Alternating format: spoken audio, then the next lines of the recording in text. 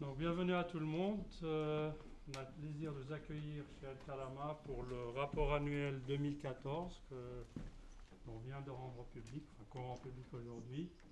Vous avez une version du rapport qui est juste à l'entrée de la salle. Il est imprimé en langue anglaise et arabe dans le même document. La version française sera disponible sur notre site pour ceux qui préfèrent la voir en français.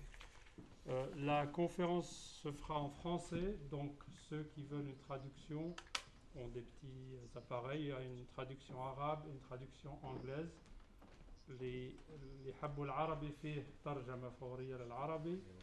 And those who need English translation, we also have English available. Just ask for those small receivers and you'll have English. Okay. Donc, notre rapport coïncide plus ou moins avec un anniversaire pour l'organisation. So the launch of our report coincides with the anniversary of our organization, our 10th anniversary. Alkarama is a Swiss foundation which works on human rights violations in the Arab world. And we focus mainly on the 4 gravest human rights violations in the region: extrajudicial killings, enforced disappearances, arbitrary detention, and torture. We work mainly with the UN human rights mechanisms.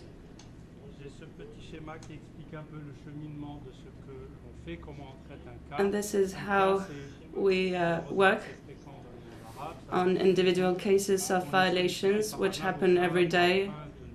So we are called by a lawyer or a human rights defender in the Arab world. They send us cases of individual violations of human rights, and we try to collaborate with the states, first of all, through a letter or contact with them saying this person has been arbitrarily detained or tortured, for instance. We work with the media, and mostly we work with the UN human rights mechanisms, which we call the treaty bodies. They are treaties that have been ratified by the states. We use 3 main treaties as a priority. Comité des droits de l'homme, qui est lié firstly, à un pacte qu'on appelle le pacte international des droits civils et politiques, qui assure le droit à l'expression, à l'association, etc. Et on a aussi la Convention contre la torture, donc qui interdit et qui engage les États qui ratifient cette convention à ne pas pratiquer la torture sous toutes ses formes. Alors, torture, c'est bien sûr toute une panoplie malheureusement connue dans beaucoup de régions du monde, de porter atteinte à l'intégrité physique ou morale d'une personne, aussi bien pendant sa détention préventive dans un commissariat ou dans une prison.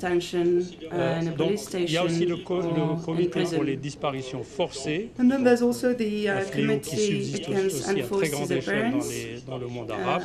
Une disparition forcée peut être, entre guillemets, simple, c'est-à-dire que vous avez été arrêté et que votre famille ou votre avocat n'a pas été informé dans des délais raisonnables prévus par la loi, ou malheureusement dans des cas où les gens sont perdus à jamais.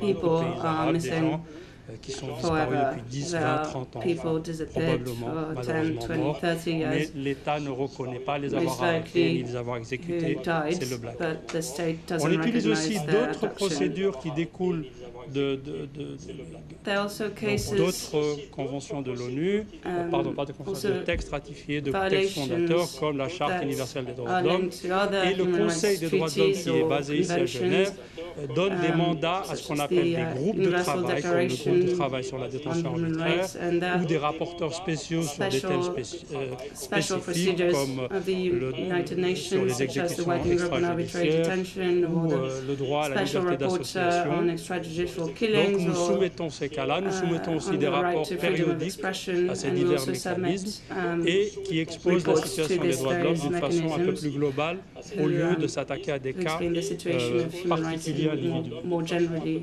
Alors, ce schéma donne un petit peu une idée de ce que Alkarama a fait, et il y a une note qui est importante en bas de la page, vous verrez dans le rapport, qui apparaît ici, c'est que ces statistiques ne reflètent pas bien sûr nécessairement la situation des droits de l'homme dans chaque pays. Elles reflètent ce qui est parvenu à Alkarama comme cas et que nous avons pu traiter. Mais ça donne quand même une idée de l'ampleur d'un pays par rapport à l'autre. Relativement, on peut voir un petit peu quels sont les gros problèmes qui se passent dans le monde arabe. Malheureusement, les graphes sont gros un petit peu partout. Alors, je ne vais pas rentrer dans les détails, mes collègues vont donner certaines précisions là-dessus. Il y a aussi une chose que je vais expliquer, c'est que vous avez ce qu'on appelle des cas individuels. Un cas individuel, c'est tout simplement une personne physique qui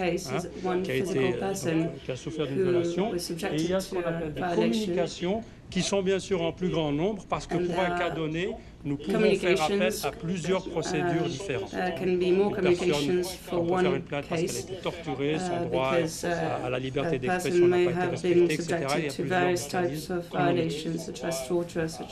mécanismes. Alors, parmi les objectifs de notre organisation, nous tendons et nous insistons pour que le système des droits de l'homme de l'ONU soit renforcé en continuellement par des moyens accrus. Alors pourquoi? C'est pas pour les beaux yeux de l'ONU, mais surtout pour protéger les victimes, bien sûr, car nous savons très bien qu'encore à ce jour, beaucoup d'États réagissent seulement quand il y a une pression internationale qui est en général portée et véhiculée par les mécanismes de l'ONU, soit qu'ils tiennent à leur image de marque, ou qu'ils ne veulent pas qu'on parle d'eux d'une façon qui est négative, donc ils réagissent plus. C'est pour ça que nous tenons à ce que ce système soit toujours renforcé dans sa façon de travailler. Nous voulons aussi renforcer la société civile arabe parce que c'est elle qui est la garante de l'exercice des libertés fondamentales des gens, qui est aussi un garde-fou, qui doit être donc pas elle-même l'objet de violations. Parce que si les défenseurs des droits de l'homme eux-mêmes sont à risque ou sont menacés, bien évidemment, les autres personnes n'auront très peu de chance de pouvoir faire porter leur not to be victims of violations, because if they are victims of violations, la culture des droits de l'homme, the rights of their citizens, in the Arab world won't be constante et présente dans la société arabe. Ce n'est pas une chose facile, mais nous voyons qu'en ces 10 ans depuis la création d'Alkarama, il y a énormément de chemin qui a été fait. La thématique en elle-même des droits de l'homme est maintenant très présente dans le monde arabe. Ça ne veut pas dire que les droits de l'homme sont respectés, mais les gens en sont conscients. Il y avait quelques années, une personne qui était giflée ou insultée dans un commissariat trouvait ça un peu normal, alors qu'aujourd'hui, les gens réagissent, ils disent ça c'est de la torture. Donc, en ce qui concerne les conventions internationales. Alors, nous voulons aussi sensibiliser l'opinion publique dans le monde arabe sur ce problème-là, parce qu'on n'en fait jamais assez. Et même si donc il y a un seul cas, c'est toujours un seul cas de trop. Nous avons donc plusieurs moyens médiatiques. Nous produisons des émissions dans les news, nous participons dans des médias quand l'opportunité s'offre. Et nous avons aussi, certains d'entre vous ont pu assister la première semaine du mois de décembre, lors de la commémoration de la Journée internationale des droits de l'homme. Nous donnons un prix à un défenseur des droits de l'homme dans le monde arabe qui aura vraiment travaillé pour cette cause. Alors cette année, l'année passée en décembre, nous avons comme lauréate l'avocate palestinienne Shirin El-Aissaoui. Et donc, elle est emprisonnée en Israël. Et ce sont ses parents qui l'ont représentée. Et on a eu des invités qui ont participé à cette cérémonie. Donc voilà, alors maintenant je passerai la parole à le directeur juridique de notre organisation, et qui va nous parler de sujets thématiques donnés. Par la suite, on passera à lui, Thomas Guinard, après. And we will pass the floor on to Thomas Guinard. who is responsible for the Nile region.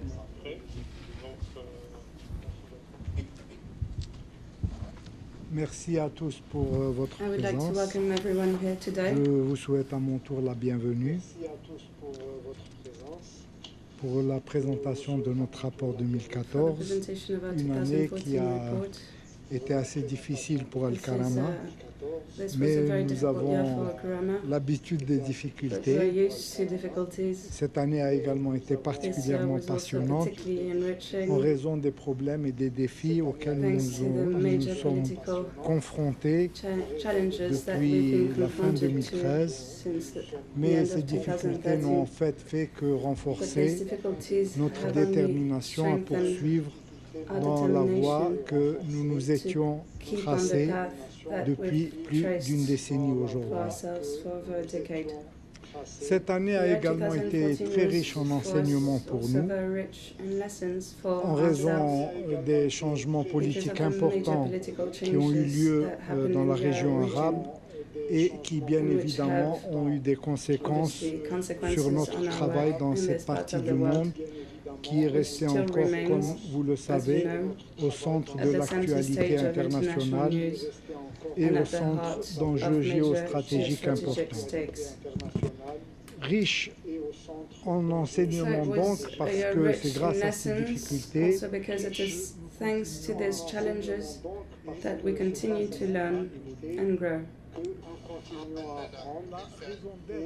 The raison d'être of Alkarama is to help and assist all victims in the Arab world of the most serious human rights abuses without discrimination or any calculation. And our weapon for this is the universal system of human rights protection developed by the United Nations. This protection system remains, most often, the very last resort for victims in Arab countries, not least because of the lack of will and inadequacy and this repressive policy of the Arab states, but also because of the lack of a judiciary able to protect their citizens against the authorities' abuses. This system, which aims to be universal, would remain completely inefficient and ineffective if it wasn't supplied with credible information on the human rights situation on the ground in each of these countries. So if we want to help make this universal protection system more effective, it is necessary to solicit it regularly, to supply it with information, and sometimes also to put it to the test and make it face its responsibilities. I often like to tell a story. Over 10 years ago, even before the creation of Alkarama, I remember meeting a special reporter, a UN special reporter, and I spoke to him about the human rights situation in Libya and Saudi Arabia. To him, there was no major human rights issue in both these countries since its secretariat had never received any information about it. So this is to say how important it is to collaborate with these protection mechanisms, because without information, without individual complaints, reports, or collaboration with the Arab civil society, this system does not work. To them, it is enough to go to the annual report of the UN Special Procedures before 2003-2004 to realize that very little cases regarding Arab countries were dealt with by these mechanisms, just because they didn't have the information.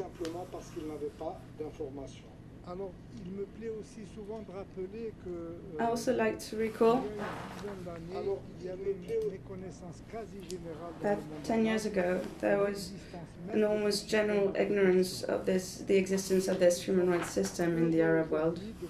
And we are pleased today to observe that we have significantly contributed to make it known in Arab civil society, and also at the same time contributed to make their basic rights known to Arab citizens.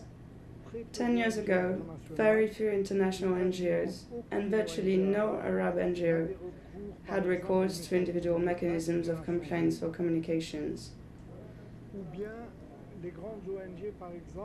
And only intervened in exceptional circumstances on emblematic cases, as these big NGOs favored their own modes of action. They never brought systematic support to the victims by helping them before the UN special procedures.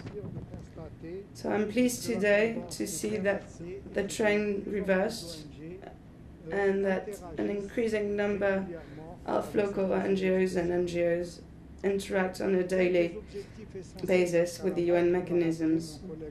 One of the key objectives of Alkarama is to strengthen the UN human rights system.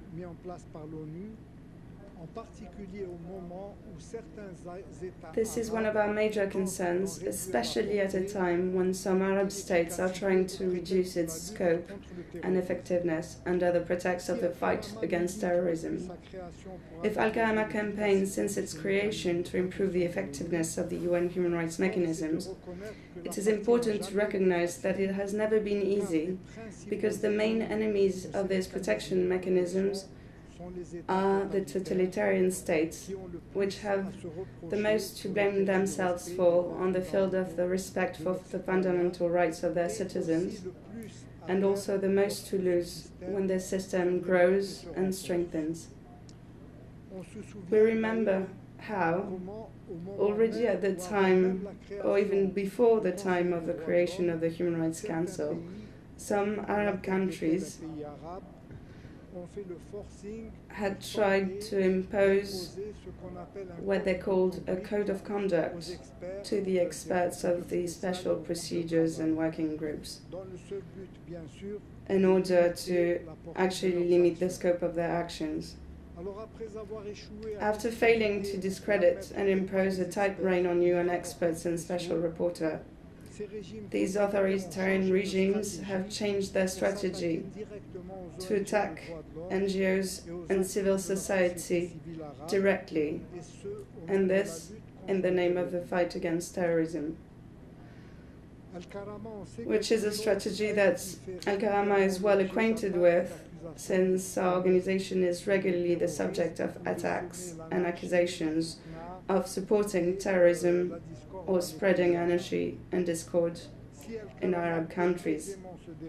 But if Alkarama can easily defend itself, and only incurs at most the risks of being denied access to these countries, or to see its name on the United Arab Emirates terrorist list, this is unfortunately not the case for thousands of citizens, human rights defenders, journalists and peaceful activists in the Arab world,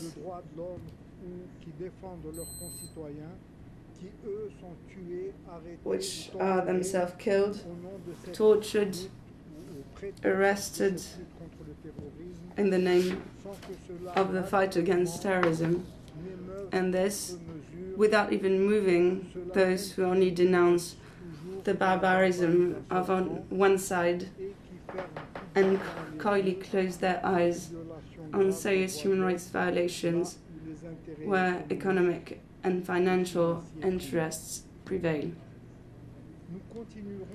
We will nonetheless, at Alkarama, in this Arab world where the label of terrorism has become the weapon of choice for authoritarian regimes to stifle criticism, we will continue to assist and support all those who are imprisoned and persecuted for having had the courage to call for the respect of the rights of their fellow citizens, all those that injustice revolts and who refuse to be silent. Thank you very much.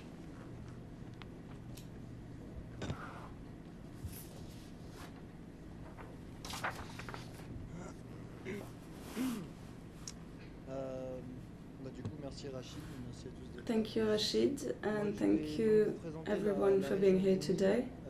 So I'm going to present the Nile region. Like other regions on which Alkarama works, the Nile region, which includes for us Egypt, Sudan, and Djibouti, which was the scene of serious human rights violations in 2014, which, depending on whether we speak of one or another of these three countries, received more or less media attention.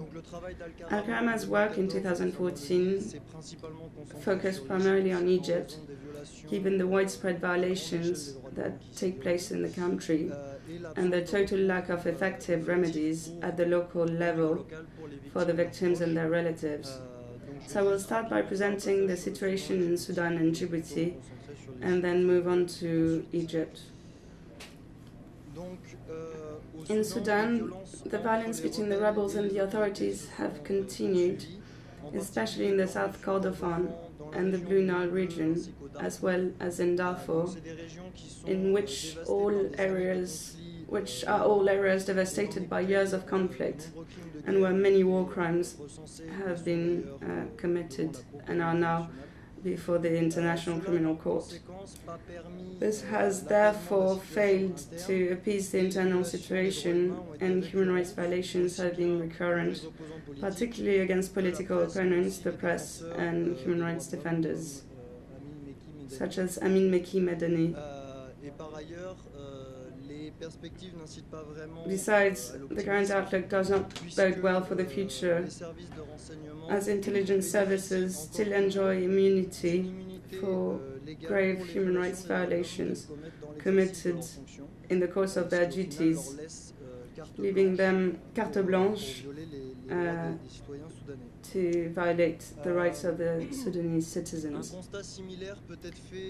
A similar observation can be made for Djibouti, which enjoys a relative anonymity in the eyes of the international community, where fundamental freedoms are violated by the country's authorities on a daily basis.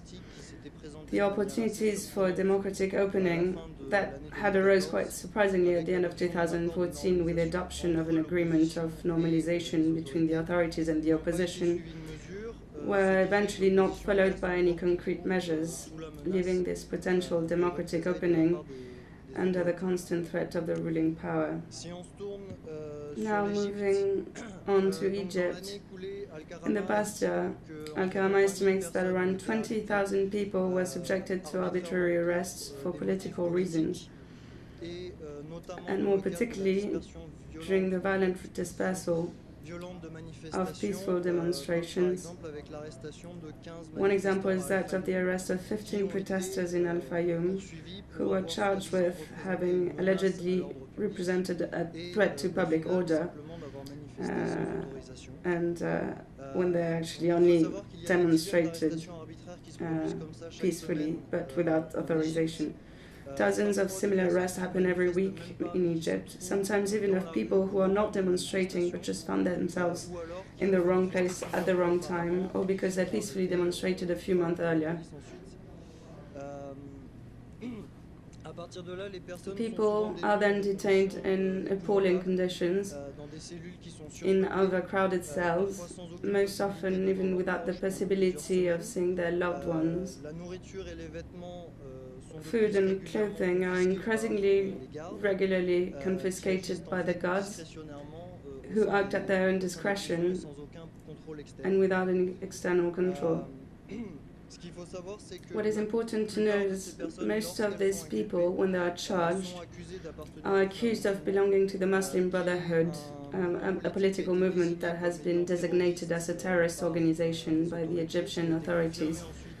This decision, which was later confirmed by courts in December 2013, poses the grave risk for these protesters to be judged as terrorists and hence to face heavy penalties, if not the death penalty, as has been the case for thousands of Egyptian citizens following mass arbitrary trials in 2013-2014.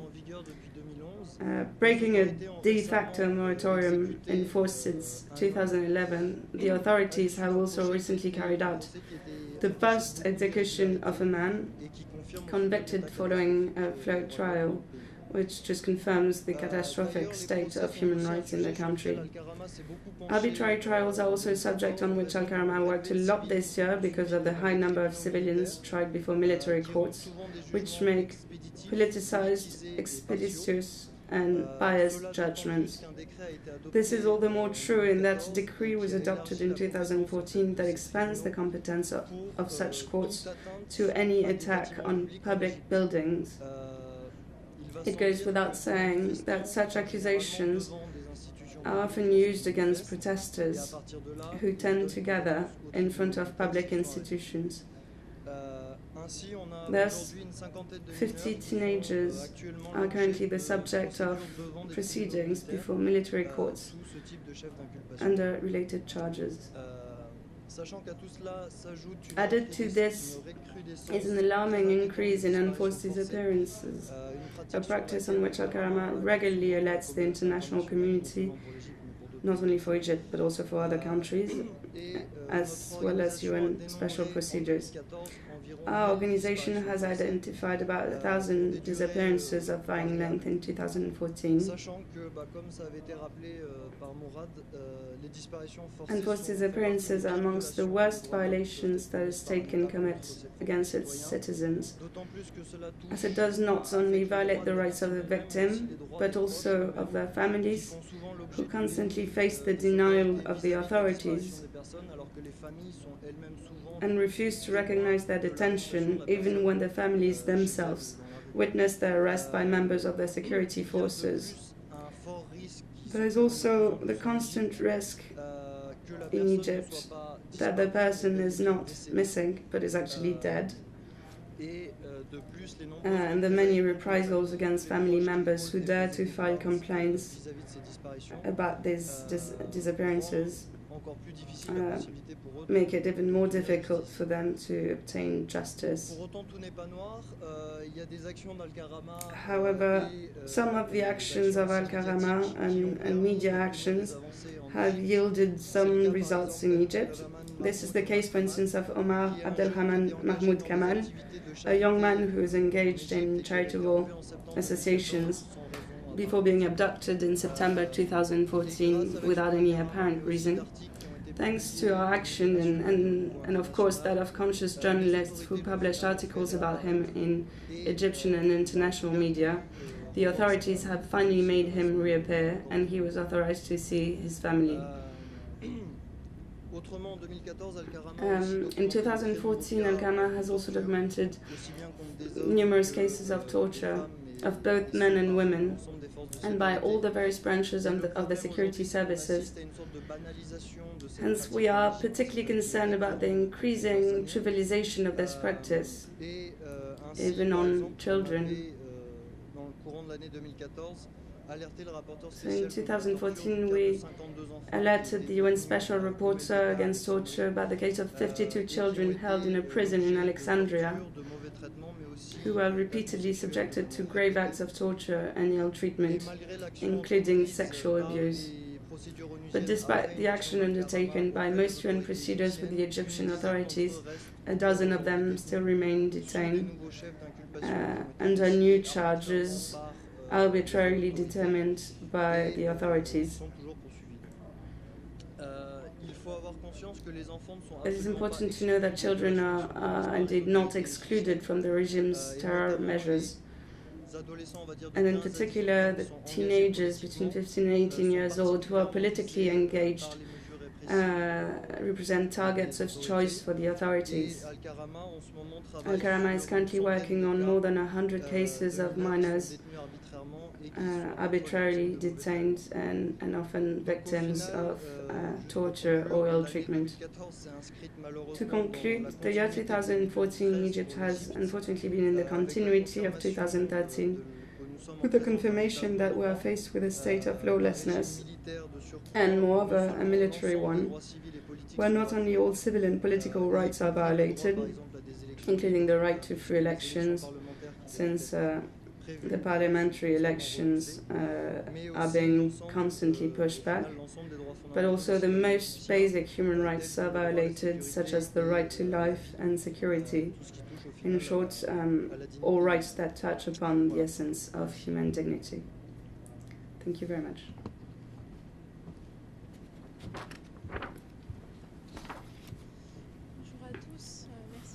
Hello to all. Thank you for being here today. So I'm going to speak about the Mashrek, starting with Syria, which, as you know, has just entered its 5th year of conflict a few years ago. We continue to document dozens of cases of enforced disappearances, a practice that is constantly on the rise in the country. March 11, for instance, marked 2 years since the disappearance of an entire family that you can see here, that of Dr. Rania Al-Abbasi, her husband, and their 6 children, aged between 2 to 15 years old, after their arrest by the military intelligence services. Some witnesses said the family would be detained in branch 291 of the intelligence services, although the Assyrian authorities continue to refuse to shed light on the fate of the victims.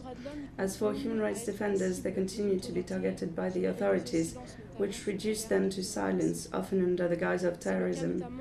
This is the case of Mazen Darwish, director of the Syrian Center for Media and Freedom of Expression, and of 2 of his colleagues, whom you can see here, who were arrested in February 2012 and charged with spreading information about terrorist acts on the basis of Article 8 of the Anti-Terrorism Act.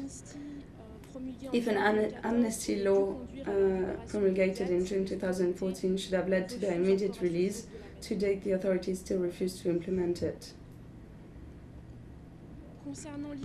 Regarding Iraq, although the new government seems to demonstrate a will to advance human rights, it should be noted that, following its last review by the Human Rights Council in October, Iraq not only rejected all the recommendations made by other states aiming to establish a moratorium on the death penalty or to abolish it, but it also explicitly rejected a French recommendation calling on them to, quote, put an end to extrajudicial killings, arbitrary detention and torture, end quote, thus casting doubts on the new government's goodwill. Last year, our organization documented dozens of cases of disappearances. In 2 cases, for instance, those of Mustafa Al-Rubai and Mohamed Al-Asaimi, both missing since 2006. The victims were both seen on television in 2011 and 2013 during the former vice president's visit to the prison of Tasfarat. However, and in spite of the families clearly recognizing their loved ones on the videos, the authorities continued to deny their detention. In addition, the practice of torture, the use of unfair trials and death sentences are still among our major concerns. In the last year, Alkarama has documented over 20 cases of people arrested for the simple fact of having worked for former Vice President Tariq al-Hashimi, a former election rival of Nouri al-Maliki. His staff, his bodyguards, and his secretary were all arrested, tortured, and forced to make false confessions incriminating al-Hashimi so he could be charged with committing terrorist acts.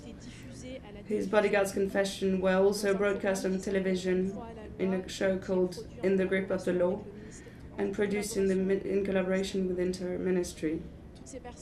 All these people were subsequently sentenced to heavy penalties, including the death penalty, on the sole basis of their confessions obtained under torture. As for Lebanon, following a communication sent by Alkarama in 2008 documenting the systematic use of torture in the country, the UN Committee Against Torture released in October last year the findings of its investigation on the question of torture in Lebanon. The committee concluded that torture was a pervasive practice that was routinely used to investigate and secure confessions to be used in criminal proceedings, and made several recommendations for the authorities to undertake reforms with a view to eradicating this practice. Besides, 2 representatives of the Lebanese Center for Human Rights are currently being prosecuted for defamation for having published a report on torture in Lebanon in 2011. Alkarama also remains concerned about the issue of arbitrary detention in the country, and particularly with the use of special courts, such as the Council of the Judiciary and the Military Court, which continue to be used to try civilians. In January, a military court judge even refused that a lawyer shows a video in which the military is seen torturing detainees, and asked that the video be shown at a later session held behind closed doors. In Jordan, seen as a more progressive country, the death penalty was reinstated in 2014 after 8 years of moratorium, with the hanging of 11 men accused of murder. The country is also marked by numerous violations of the freedoms of expression and opinion, and ranks only 141 out of 180 countries in Reporters Without Borders Freedom of the Press Index.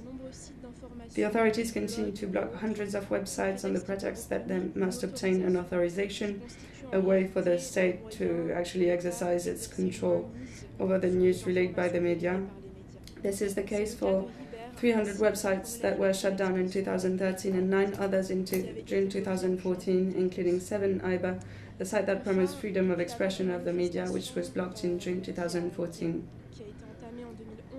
In addition, since the wave of protests in 2011, numerous human rights defenders and political opponents have been prosecuted under the pretext of the fight against terrorism in a country where it is forbidden to, for instance, encourage the contestation of the political system or to challenge the regime, or also to disrupt relations with a third country. We're going to finish with Palestine, where the work of Alkarama in 2014 was sadly marked by the Operation Protective Edge and the numerous violations of international humanitarian law committed by the parties to the conflict. These violations were also the subject of a recent public report by Alkarama. In this report, our organization documented nearly 300 cases of death as a result of airstrikes by Israel, of which over 70% were either elderly, women, or children. Based on first-hand evidence submitted to the UN Independent Commission of Inquiry on the Gaza conflict, Alkarama asserts that the Israeli Defense Forces were implementing a deliberate strategy of attack on residential homes and neighborhoods, as these attacks were carried out mostly at night and without any warning. The report thus argues that the violations of international humanitarian law committed by Israel last summer constitute war crimes and may even amount to crimes against humanity due to their widespread scale and systematic pattern. Following the accession of Palestine to the statute of the International Criminal Court, the ICC has begun a preliminary examination of the situation in the Palestinian territories. The prosecutor must determine whether the situation warrants the opening of an investigation. We hope that through this, justice will be done and the perpetrators will be held accountable. Thank you. Rashid will be presenting the situation in North Africa since Iman Ben Younes, the legal regional representative for North Africa, is not able to be here today. So we will start with Tunisia. Well, the whole North Africa region experienced a rising tension, particularly in Tunisia, with the proliferation of terrorist acts of violence and, unfortunately, in parallel with violations committed by the authorities in the context of the fight against terrorism.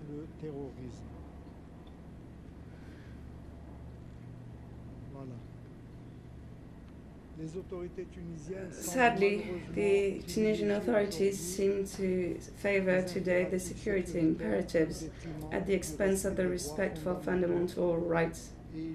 And it is particularly worrying that at the beginning of the year 2014, the Tunisian Interior Minister, Lauch requested the postponement of the amendment of the Criminal Procedure Code adopted by the Constituent Assembly, which planned for the reduction of the length of pre-trial detention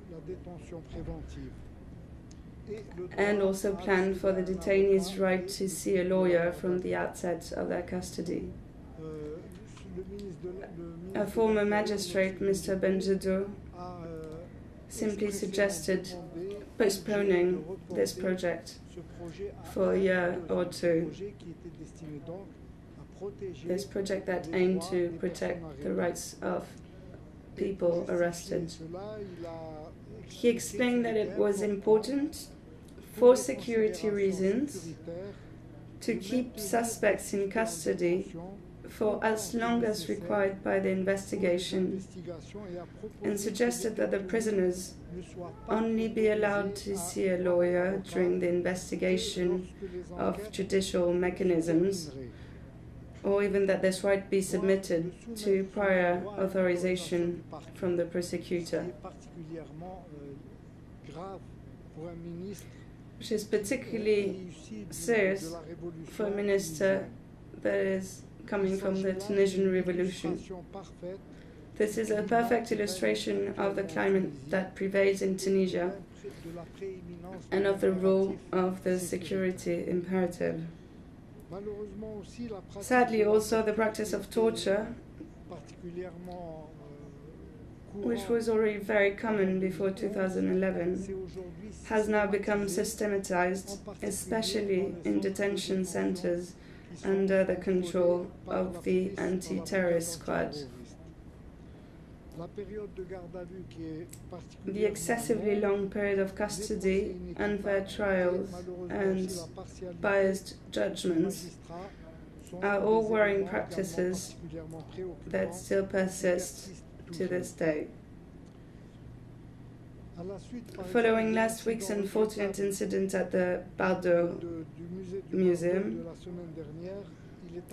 there is strong concern that the authorities will take even more repressive measures. In particular, we fear that these events be used to justify human rights violations and to ensure impunity for their perpetrators.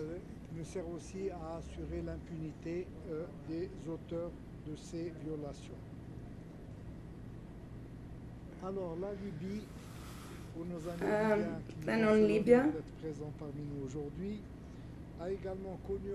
Libya has also experienced increasing violence in 2014, although on a much larger scale. Despite the major political tensions in Libya in early 2014, the beginning of the year could not have revealed the extent of what was to follow.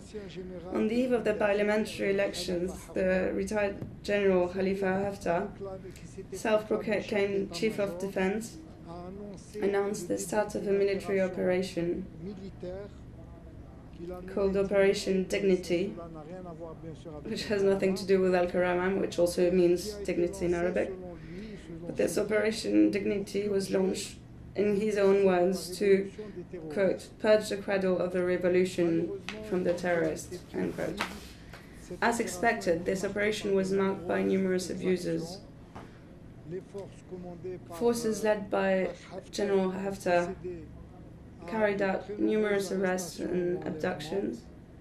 Victims of these abductions were then moved to secret detention centers, where they were routinely tortured and sometimes until death.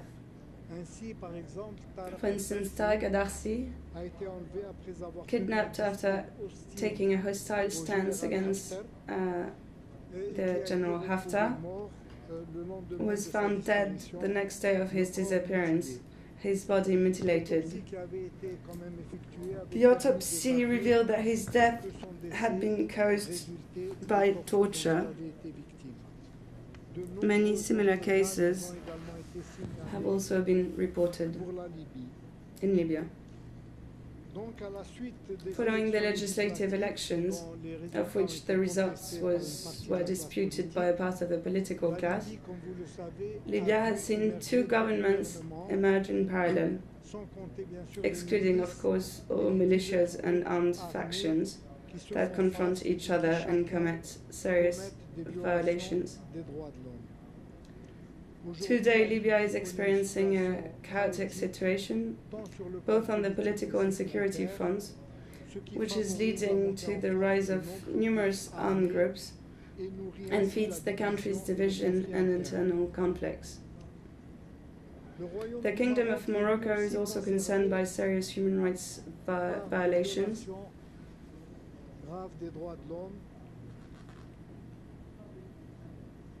mostly under the pretext of the fight against terrorism.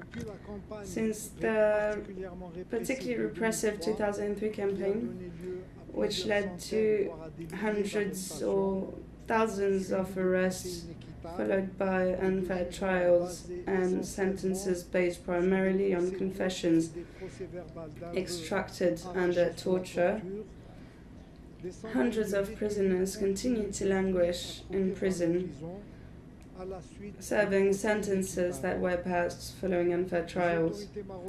The Moroccan authorities, though, still refuse to this day to reconsider these unfair trials, which have all resulted in arbitrary decisions, and this despite the numerous UN recommendations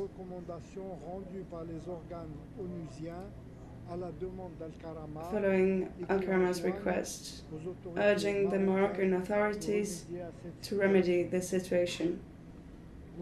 Today, for instance, the journalist and human rights defender Mustafa al-Hasnawi, whom you can see on the screen, who was charged with belonging to a terrorist group and sentenced to 4 years imprisonment for actually exposing the authorities' abuses in the fight against terrorism.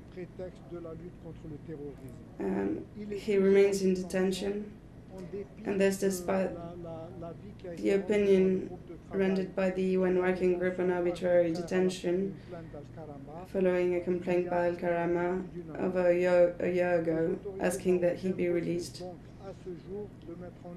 The Moroccan authorities refuse to implement this decision and many other similar ones. In 2014, the Working Group on Arbitrary Detention, who visited Morocco, issued its inspection report following its monitoring visits to Morocco in December 2013. The experts noted in particular the excessive use of pretrial detention, which, quote, continues to be the rule and not the exception, end quote. This, despite their stated desire to respect human rights, the Moroccan authorities still refuse to take all the necessary measures to address these practices that are contrary to the state's international obligations.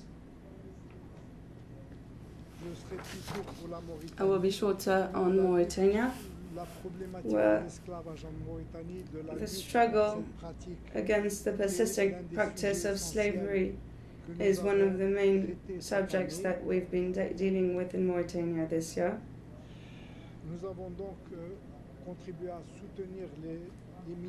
We have contributed to support the activists that are fighting against the practice of slavery.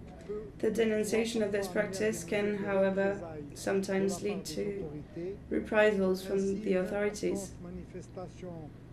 Hence, following a large and peaceful demonstration organized in November 2014 in order to raise awareness of the issue of slavery and to make the people of Mauritania aware of their rights, the president of the local NGO Initiative for the Resurgence of the Abolitionist Movement, Biram Da Abeid, was then arrested, and many demonstrations of support against his arrest were organized and repressed by the authorities, in particular on the occasion of his trial. On 15 January, Mr. Daabeid was convicted with 2 other human rights defenders, Brahim Oud Bilal and Kotal Jibisa, to 2 years in prison, something that Alkarama did not fail to denounce. We will finish with Algeria,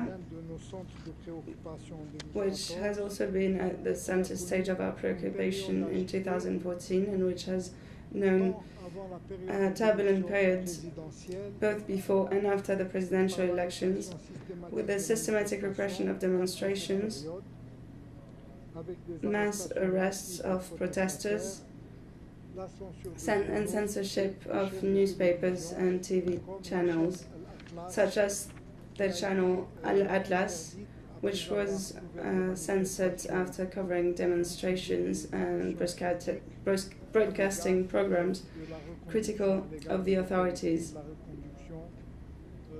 and of Bouteflika presenting itself for a 4th term to presidential elections. His broadcast was suspended, his office was closed, and dozens of employees were left without jobs, and all this without any kind of legal procedure. So Alkarama had called on the special reporter on the freedom of expression of this situation. More recently, as part of the protest movement against the exploration of shale gas, repression has resumed and strongly once again. Demonstrations have been violently dispersed and numerous people were arrested. On 24 February 2015, on the occasion of the anniversary of the nationalization of hydrocarbons in Algeria, many events were organized across the country to protest against this shale gas exploration in many regions, especially in the south, where these projects happen.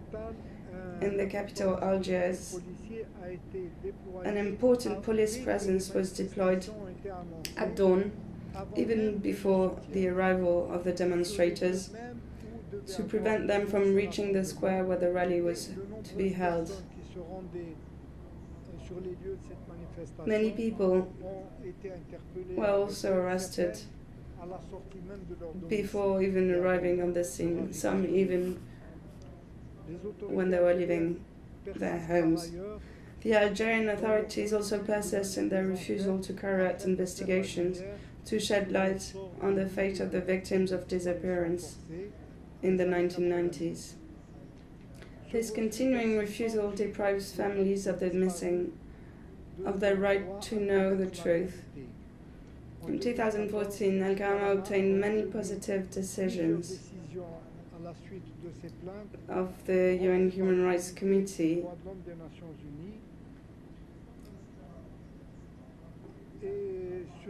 on cases of killings and enforced disappearances during the 90s, in which the committee condemned and asked the Algerian authorities to open investigations on the grave violations committed by the security services, to shed light on the fate of the victims and to compensate the families. Today, however, none of the committee's decisions issued following Alkarama's actions have been implemented by the Algerian authorities, which have instead decided to engage in reprisals against the complainants by summoning and intimidating them. In this regard, Alkarama informed again today the committee's chair of this unacceptable behavior and requested an urgent meeting with the experts to ask them to intervene urgently with the Algerian authorities to put an end to this unlawful situation. So this was a brief overview of our activities on the North Africa region. My colleague Hadija Nema will continue and finish with the Gulf countries. Bonjour à tous, merci de votre présence. Donc, je vais commencer par adresser rapidement I'd like to thank everyone for being here today. Donc, la principale I will start by addressing the main issues in the Gulf region, the main one being that of the numerous violations of fundamental rights in the name of national security and of the fight against terrorism, as briefly touched upon by our legal director. The repression of human rights activists, lawyers, journalists and bloggers of dissenting opinions in general is almost systematic. Those who dare to criticize the emirs and kings who rule these countries are automatically and constantly arrested, tortured and harassed, and so are their relatives. They are banned from traveling outside their countries in order to prevent them from reporting their government's abuses in international forums like the Human Rights Council. As a consequence, the rights of minorities, women and migrant workers are almost impossible to defend in a region where all peaceful criticism or demand for the respect of their rights is brutally repressed. The country in which the situation is most concerning is Saudi Arabia. You've all probably heard of the blogger Raif Badawi, who is arbitrarily detained and has been sentenced to 1,000 lashes for allegedly insulting Islam and, quote, breaking allegiance to the king, unquote. This punishment has been postponed until further notice, but we remain alert and continue to work for his release. It should, however, be understood that there are thousands of Raif Badawis in Saudi Arabia, people who, like him, were severely punished for having merely peacefully expressed their opinions and called for the respect of the rights of their compatriots. I'm thinking in particular of ACPRA, an association of lawyers and civil and political rights activists whose members are now all imprisoned for having communicated information about the human rights violations to international organizations. The situation of the detainees' wives is equally worrying. Already discriminated against by an extremely restrictive legal framework, these women end up in a situation where, in the absence of their husband, they cannot obtain the necessary authorizations to perform administrative tasks, such as health and education-related procedures that would seem trivial to us but turn into a daily battle for them. In the United Arab Emirates, under the glossy image of a progressive state is hiding a reality that the Western media fail to see.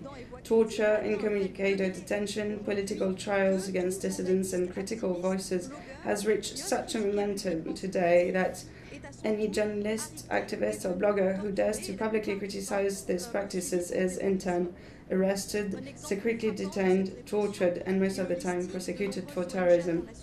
A striking example of this crackdown is the recent listing of numerous widely respected international NGOs based in Europe and in the United States, such as Islamic Relief or the Council on American and Islamic Relations, which is based in Washington and works with the US government. By putting recognized NGOs at the same level as terrorist organizations such as Al-Qaeda, Boko Haram, or even ISIS, the UAE's so-called terrorist list has sparked the outrage and condemnation from the international community. Moreover, the Emirates' judiciary is under the control of the Emir, who uses courts as scenes where the repression of all free and dissenting opinion is played out, where judges use statements written by the authorities themselves and that victims are forced to sign under torture without even being able to read them before. I am thinking of the case of the UAE 94, the biggest political trial in the history of the Emirates, in which a group of almost 100 lawyers and human rights activists were condemned to severe prison sentences for having allegedly plotted against the state when they had merely denounced violations committed by the authorities. This is what happens, what you can see on the screen, and each bubble is a violation. The situation gravely deteriorated, and this all happened in the most total silence. I'm talking of Oman. The repression has been met with silence both from the inside of the country in Oman because of the pervading climate of fear among civil society, and sadly also silence from the outside, since this country is considered as a piece of paradise for tourists and a model of economic success. But upon his return from a country visit in September 2014, the UN Special Rapporteur on the Rights to Freedom of Peaceful Assembly and Association, Mr. Meina Kiai, observed and described this climate of constant fear where civil society members are afraid to speak, afraid to gather, afraid to publish and to criticize the government. Following his visit, all civil society members who met with the UN Special Rapporteur and his team were arrested, and some are still in prison today for having allegedly harmed the state's prestige, for having dared to confide in the Special Rapporteur. Another case symptomatic of the deteriorating situation in Oman is that of Talib al-Mamari, a member of the Omani parliament who was demonstrating with his constituency against the damaging effects of public health and petrochemical pollution in his city. Arrested in 2013, he was sentenced last year to 5 years in prison for, quote, harming the state's prestige and, quote, crowding. Qatar still isn't a country where the right to freedom of expression is guaranteed, and one of the most emblematic cases is that of the poet Mohammed Al-Ajmi, who had in 2011 written a poem against the Arab state's authoritarianism and was subsequently arrested and sentenced to 15 years in jail, where he is still languishing today. As for Bahrain and Kuwait, both are marked by a strong repression of political opponents, but the situation has considerably deteriorated in Kuwait, where all peaceful protesters against the arbitrariness of the authorities have been systematically arrested. This month, a former parliamentarian, Musalam al-Barak, was sentenced to 2 years imprisonment for having publicly condemned the practice of torture and the restrictions of fundamental rights. Lastly, in Yemen, where the situation is chaotic, the population is constantly victim of gross human rights violations from all actors involved, whether the government, Houthi militias, Al-Qaeda, US forces, and now recently ISIS. I'll take advantage of this opportunity to publicly announce the upcoming release of a new public report by Alkarama on a study that we have conducted in regions where US drones are operating. We have talked to over 100 civilians who live in these regions and assessed the magnitude of the daily trauma that they are being subjected to because of the unjustified and unforeseeable character of the US drone attacks. The civilian population, and in particular the most vulnerable, that is women and children, are living with a constant fear of being killed or having a relative killed by a drone attack, affecting their mental health with anxiety, insomnia, paranoia and depression. We believe that the effects are of such gravity and magnitude that they amount to cruel and inhuman treatment, according to Article 16 of the Convention Against Torture. Donc, Khadija vient de conclure la présentation sur les différentes régions sur lesquelles Alkarama travaille. So Khadija just concluded the presentation on the various regions on which Alkarama works. Of course, every year we are sorry to have to draw such a somber painting picture. Donc Alkarama continue ce combat. Nous remarquons que malgré tout, la période qui a suivi les révolutions du printemps arabe will keep on fighting. Fondamentaux. Il y a un effet un peu de boomerang, donc un effet de revers qui se produit avec le retour de certaines dictatures qui accentuent aussi a sort of boomerang effect définitivement éradiquées. With the return of dictatorship with violations which we thought were eradicated, thinking of countries such as Egypt or others. But we now think that civil society does not let this happen anymore and denounces violations, and we hope that this will constitute a way for civil society to put an end to these violations.